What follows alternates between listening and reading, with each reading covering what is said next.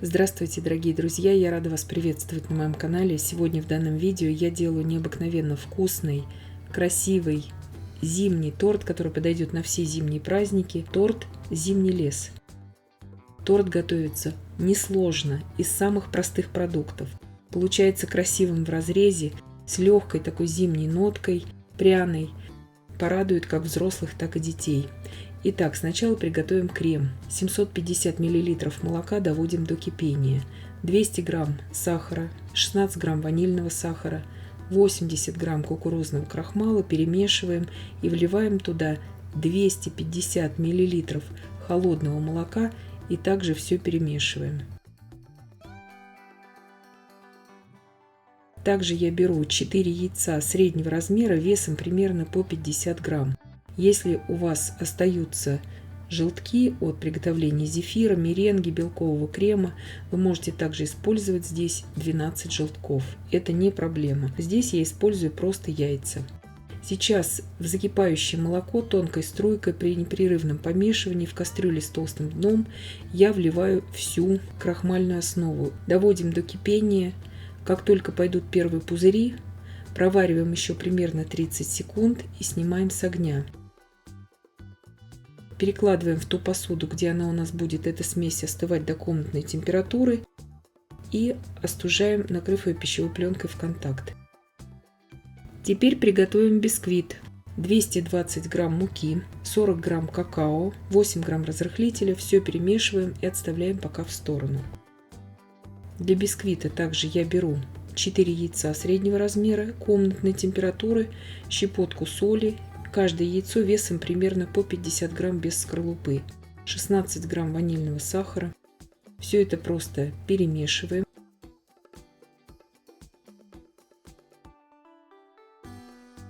«180 грамм сахара». Бисквит я даже буду здесь выпекать без использования какого-либо миксера. Просто венчиком буду замешивать. Это на тот случай, у кого нет даже вот миксера, можно приготовить.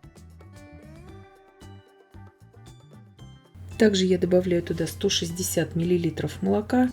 При добавлении молока сахар растворится, за это переживать не нужно. И 40 грамм растительного масла без запаха. И все это просто перемешиваю.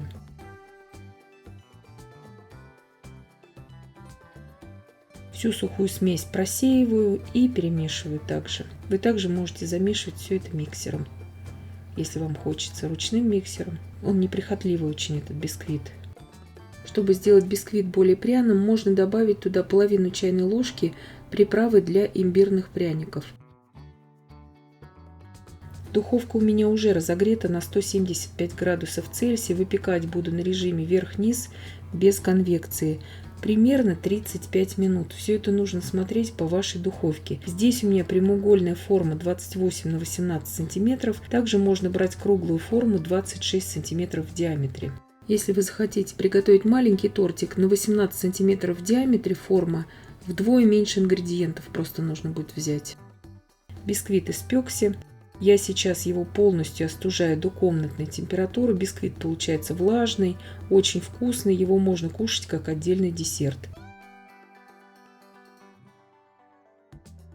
Остыл он у меня до комнатной температуры. Я его извлекаю из формы и сразу же его можно нарезать.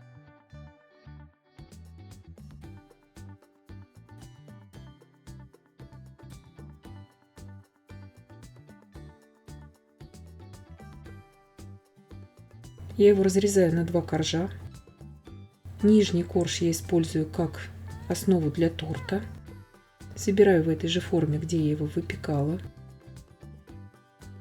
Верхний корж я делю вот на такие полоски. Вы можете брать и более тонкие делать эти полоски.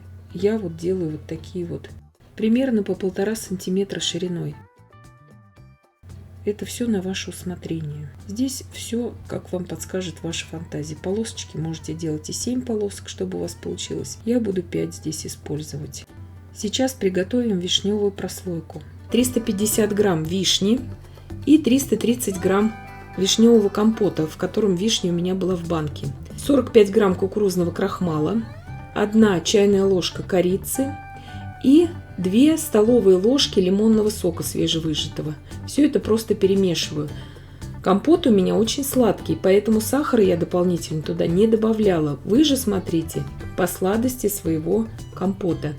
На умеренном огне в кастрюле с толстым дном при непрерывном помешивании довожу сейчас до кипения.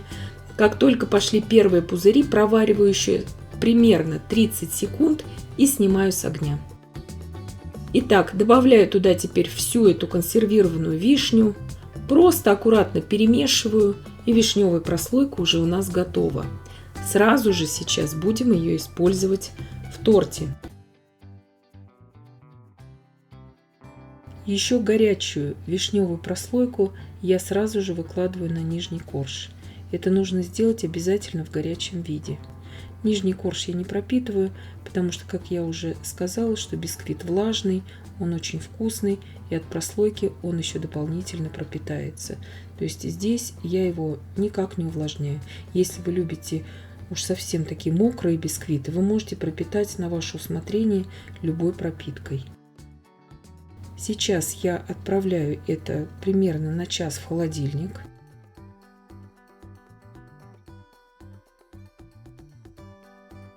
Здесь у меня 250 грамм размягченного сливочного масла. Масло 82% жирности. Я его взбиваю примерно 3-4 минуты до побеления, до пышности.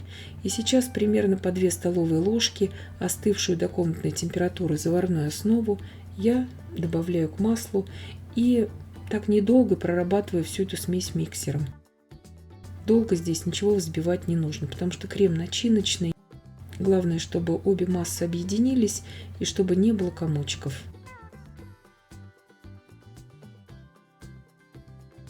Все, крем уже в принципе готов. Крем получается очень вкусный.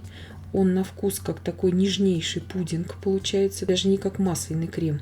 Остатки от бисквита я измельчаю.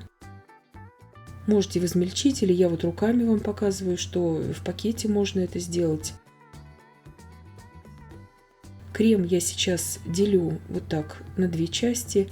Половину крема я добавляю к измельченной крошке, к остаткам от бисквита. Все это перемешиваем сейчас. В эту же половину крема я добавляю 1 чайную ложку корицы. Вы можете не добавлять корицу, если она вам не нравится. Вы можете добавлять более такие насыщенные специи, то есть специи, которые мы добавляем для выпекания пряников. Все, что вам понравится. Масса у меня уже готова. Я сейчас на остывшую вишневую массу выкладываю вот этот крем с бисквитной крошкой.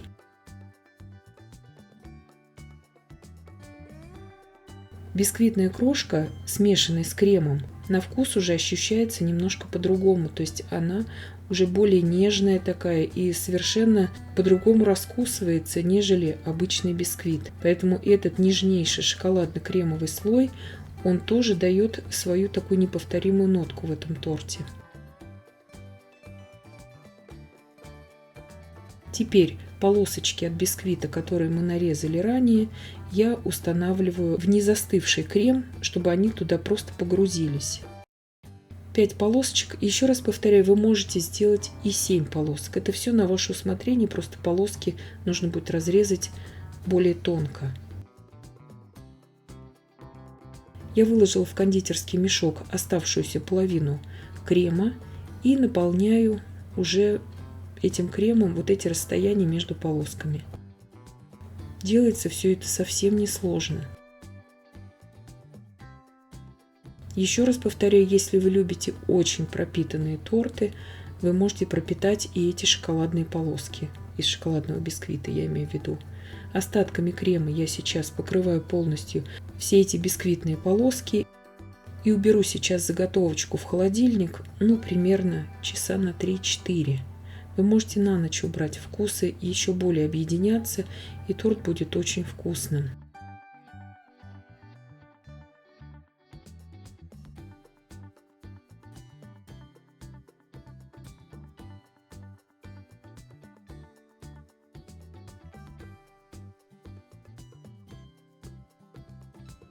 Достала из холодильника, извлекаю торт из формы.